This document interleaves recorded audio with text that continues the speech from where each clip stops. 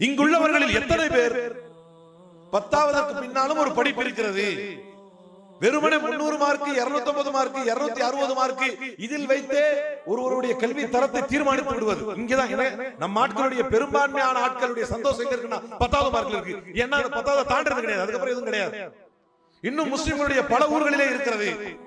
ஒரு ஆம்பளைக்கு திருமணம் ஆக வேண்டும் என்றால் இந்த தமிழ்நாட்டில் உள்ள பெரும்பான்மையான முஸ்லிம் ஆண்களுக்கான குவாலிஃபிகேஷன் என்னது?